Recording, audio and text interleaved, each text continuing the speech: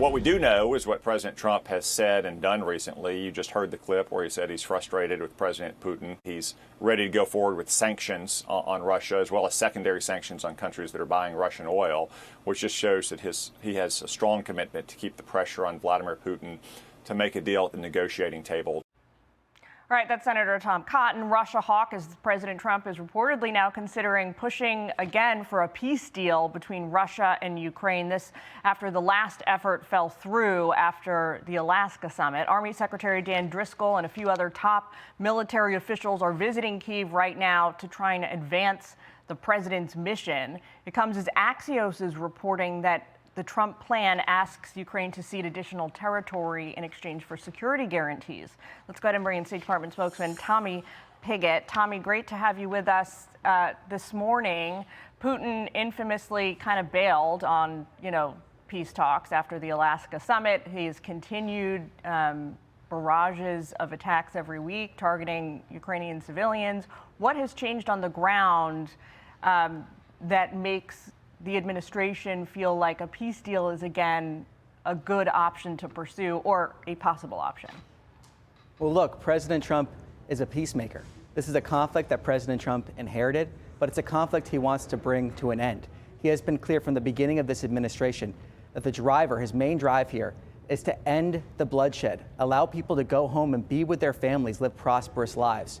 And to echo the words of Secretary Rubio, ending a war as complex, as deadly, as serious as the one in Ukraine requires the extensive exchange of serious ideas. And achieving a durable peace will mean that there will be difficult but necessary concessions from both sides.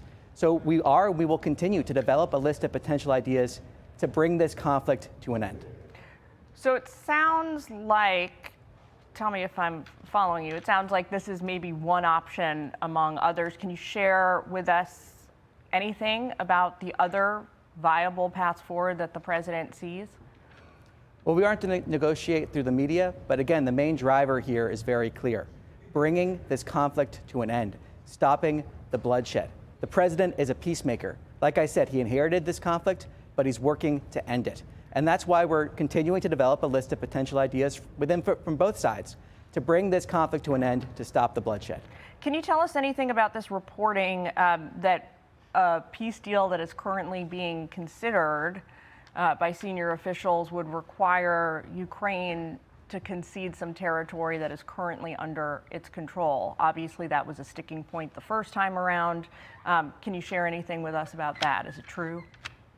Well, what I can say again is the goal here is a durable peace, a peace that doesn't last one day, 1 week, 1 month, but a durable peace, an end to this conflict.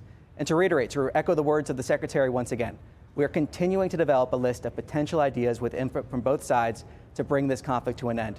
The bloodshed needs to stop. This conflict needs to stop. People should be able to go home, live prosperous lives with their families.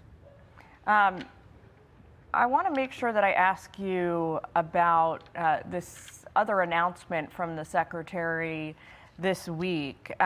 He has apparently ordered the restitution for, I think, hundreds of State Department officials who, under the Biden administration, he says, were denied promotions because they were not willing to promote DEI standards. Can you talk to us about this, what it means in practice, what's going on?